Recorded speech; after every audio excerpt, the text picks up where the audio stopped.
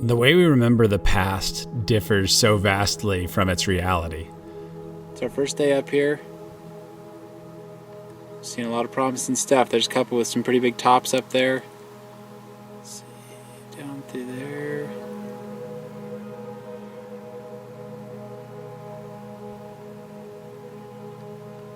Got a lot of good potential. It's almost dark, so we're gonna... I've always felt the same, but when I watch this old video, I can see the difference so starkly. Bench there, overlooking everything. Down to the right of them, there's a bunch more caribou. There looks to be a good solid bull in there. I think we're gonna take. Nice!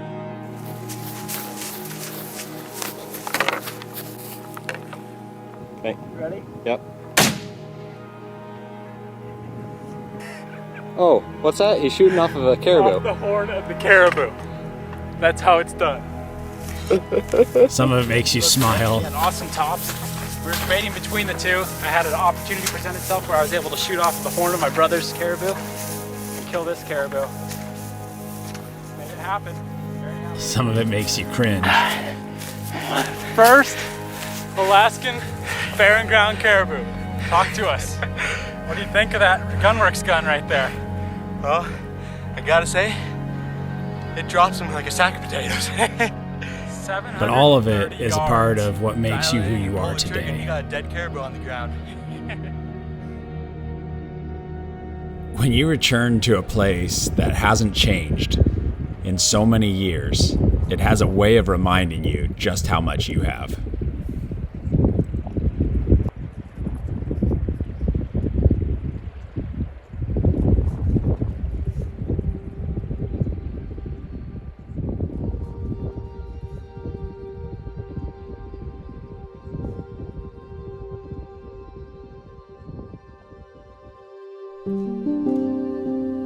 The Arctic is a strange place to me. It's an ominous land that offers nothing to the person who loves the comfort of civilization, but to the adventurer, it's a harsh paradise that calls out like a siren.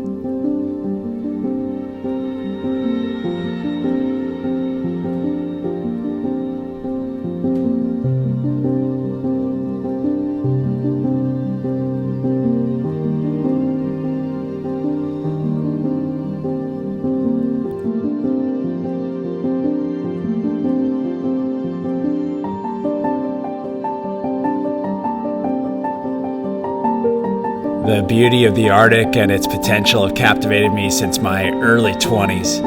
Endless rolling tundra contrasted by the jagged mountains that have been carved by driving wind and rain and snow and shaken down by the earthquakes and really walked on by very few men ever. There's rivers that wind nearly silent through its unassuming landscape, and they're just teeming with grayling and able to carry you places that your feet really never could.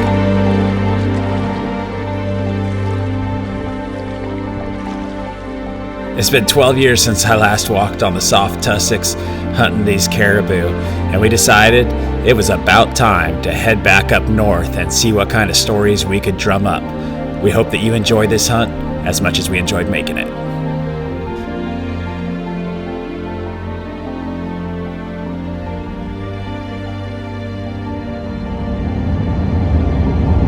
It's pretty out now.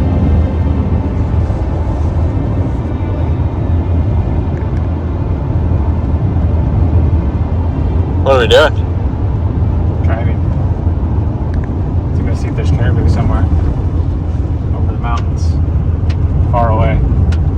I've had kind of a rough year, honestly. Like, things have not.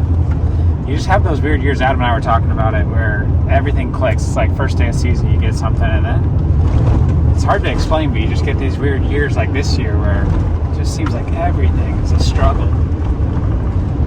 And we were sitting there on the side of the mountain, and we're reading through James in camp. And I was in James 1 that morning, and it says, if any of you lacks wisdom, ask from the Lord, and he'll give it to you liberally and without reproach. But you need to ask with faith and not doubting. So that whole morning, I'm just like, Lord, what should we do? Because we haven't seen a big bull in 8 days. And I'm like, do we just sit here and waste the rest of our season? Because I don't feel like we're going to see another bull. I'm just like seeking the Lord on it. I've been seeing all these bull caribou, and I was just thinking about it. I was like, wait, why don't we get Colton, fly out, and go hunt caribou? Because that's what we really want to hunt anyway, and we're kind of beating our heads against the wall. We already got an awesome moose video. And so I was just sitting there praying about it, and I asked Adam, you want to do something crazy? He's like, what? I'm like, let's go caribou hunting. He's like, let's go! So we called Mark, got out of there, Colton came up, and now we're headed up. We didn't realize we only have 3 days to hunt. So that's going to be a little bit of a pressure on us. But we're going to go up into some of the most beautiful country that God ever made. We're going to hunt caribou. And we've been driving for the last day and a half to get here. Alaska's its own country. If you've never been here, you'll figure it out real quick when you get here. But it is big, big. And so, I don't know. I'm hoping. I know it's from the Lord. We're already, just like everything has already been really smooth and awesome from it. So I think this is going to be an incredible video. I'm believing that.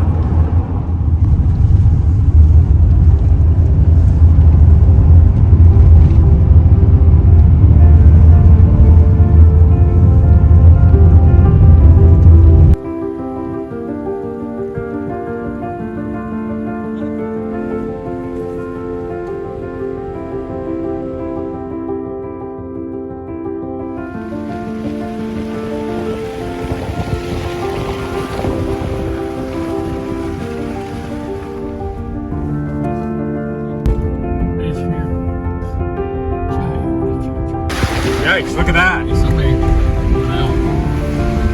That's scary. It had been 12 years since we made this trek, and the anticipation of what lay on the other side of this pass was absolutely killing me.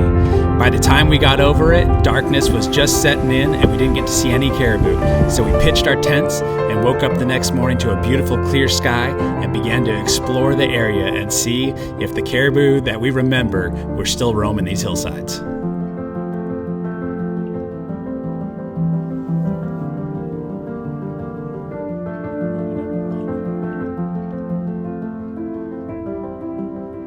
See the shovels? Yeah, looks good.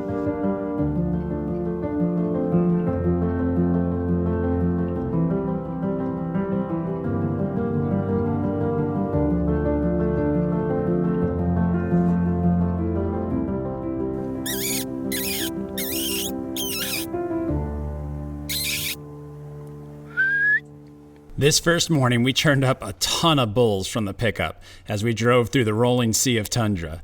In this particular area, though, there's an archery-only corridor along the road, and all we had was a rifle with us.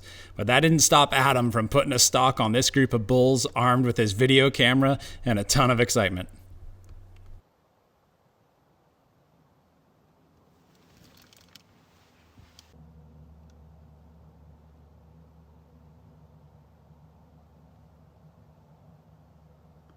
Here they come.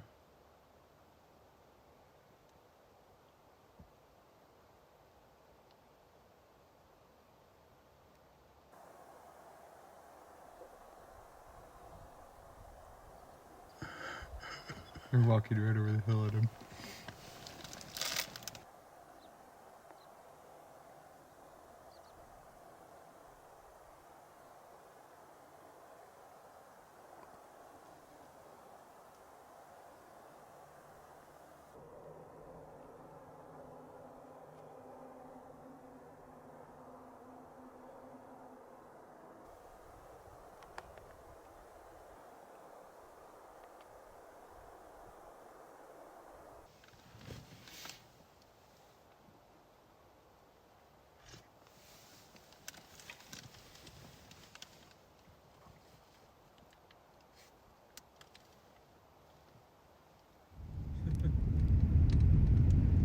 We stopped and glassed from a high point on the road, and we were turning up all sorts of wildlife.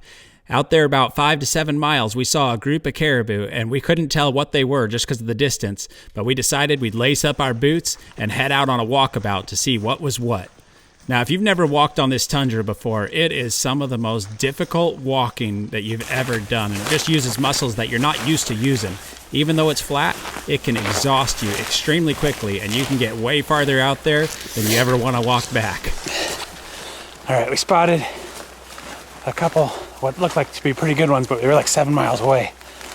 And so we got up to this ridge, and we're gonna hike out this ridge a ways, try and get closer and see what they are. And if they're good, we're gonna go for them.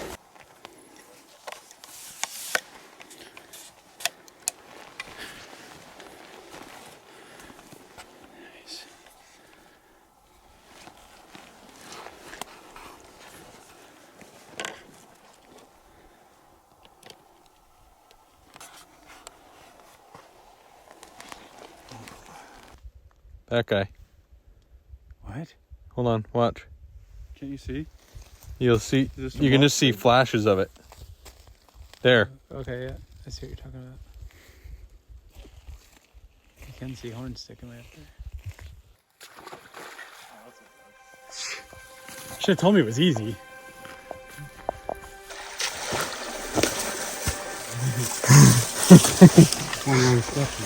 I know. You go up to your neck.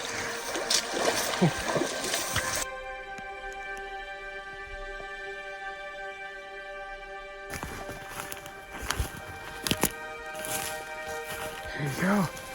That's the trick. Can you unpack it?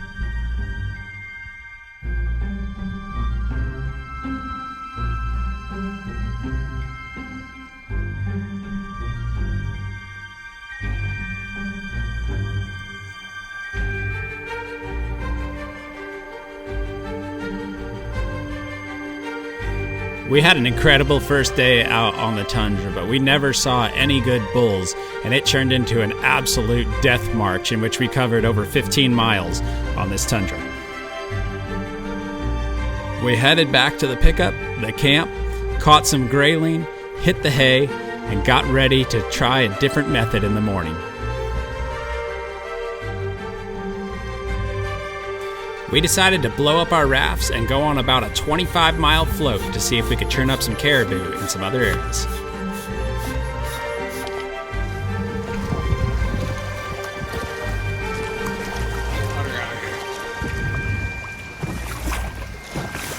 Using these rivers to our advantage has become one of the best parts of hunting for me. It always adds an element that just takes the experience over the top. You're just in this relaxed environment, covering a ton of ground, seeing all sorts of cool sights, and you have no idea what you're going to churn up, but you're enjoying every second of it as you paddle down these rivers. As we were floating along, I looked over and I thought I saw a caribou antler sticking up, so I pulled the raft over and I almost ran right back up to it to check it out and realized there could be a bear on it, so I grabbed my gun and went exploring.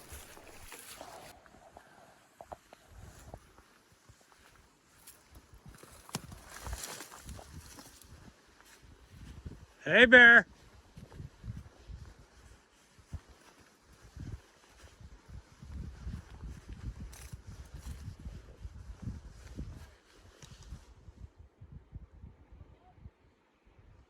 If you want to!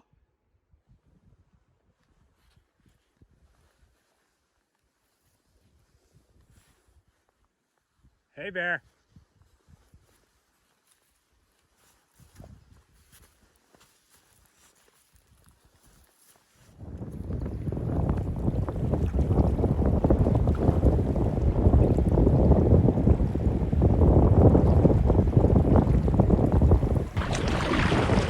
Getting shallow. Gotta stay in the deep V. Oh, I'm way faster than you. I'll kill all the caribou before you get there.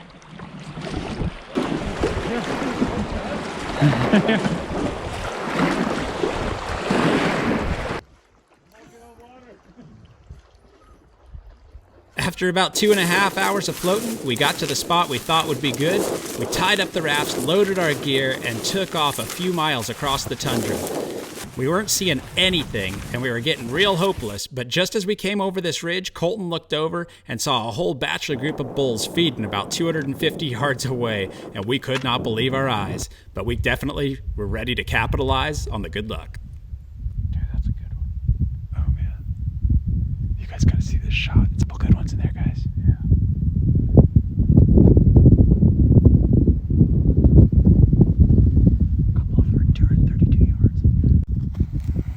After looking these bulls over for a couple of minutes, both Adam and Colton picked out the bulls that they wanted to shoot, and we decided that I would shoot last.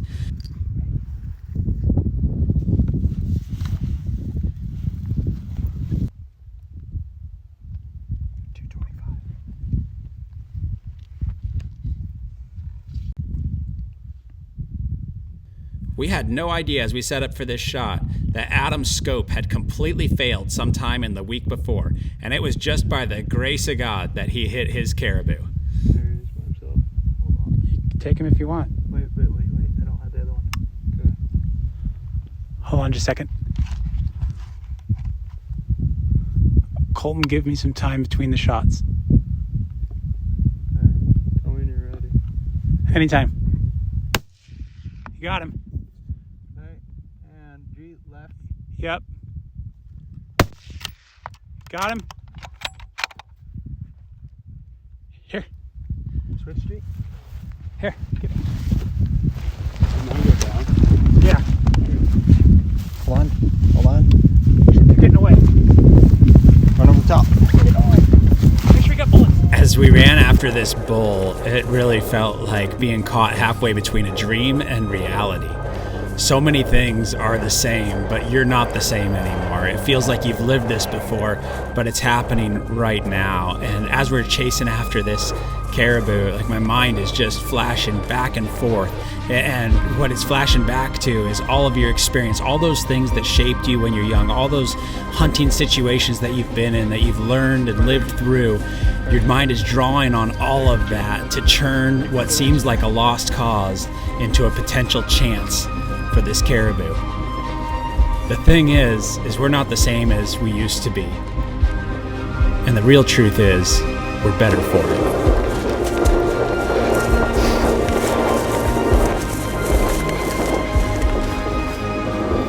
Hey. Ready? Yep.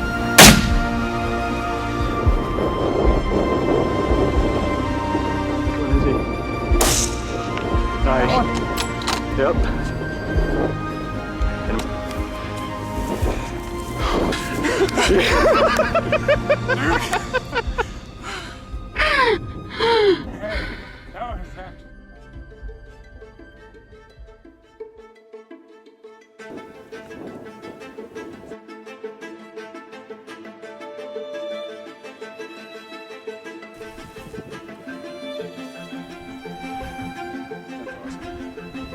Dude, Good beds.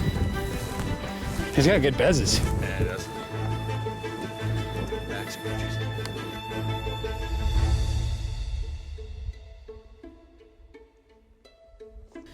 Your past is always going to be a part of who you are, but it's not the end of the story.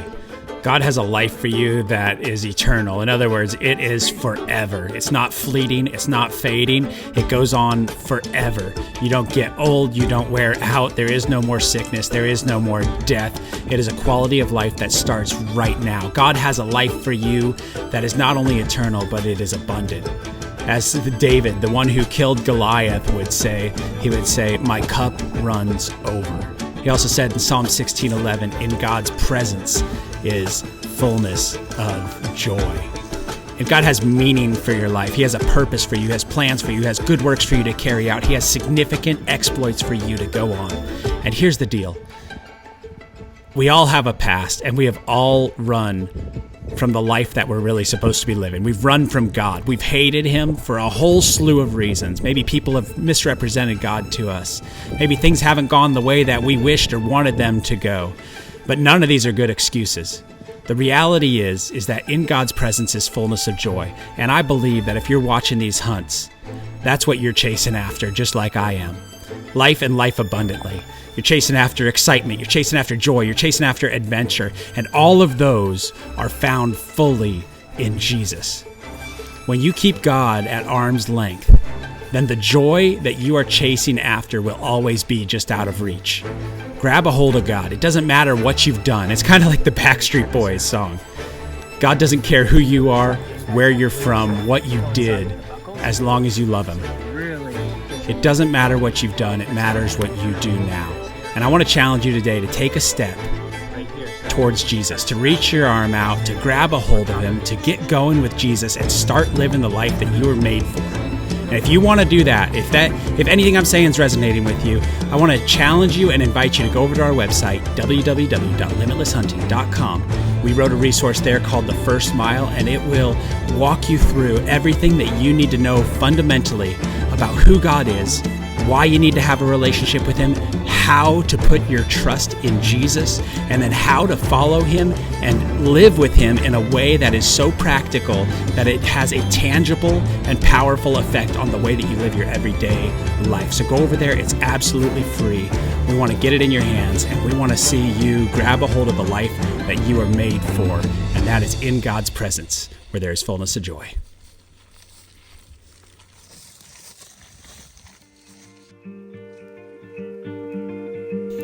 The thing is there's no way to change your past, but you can choose to chase your future.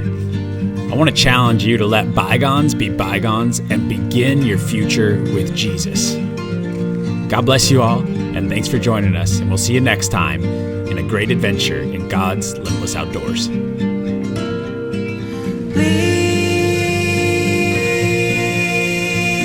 me wrapped in western sunset gold on the firelit shore,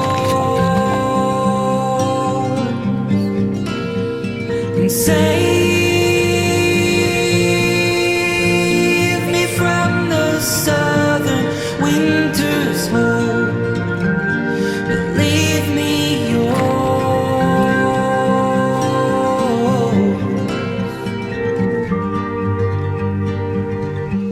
Redemption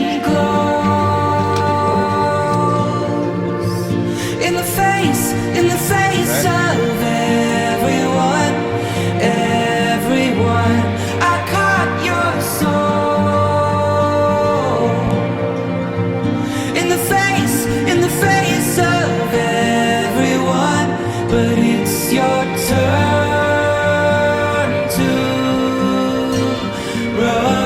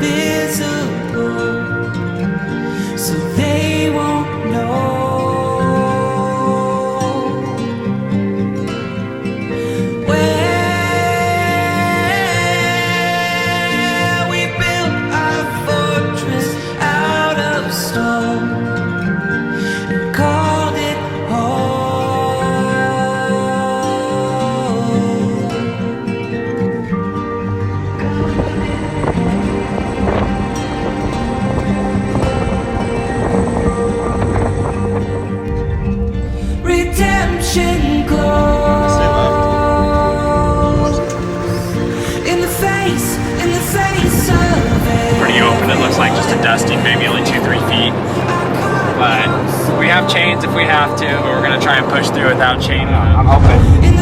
I know it's from the Lord. We're already, just like everything has already been really smooth and awesome from it, so I think this is going to be an incredible video.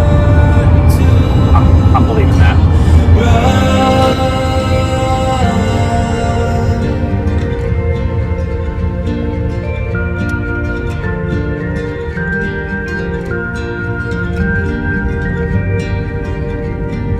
Look at that. I'd love to hunt that drainage right there.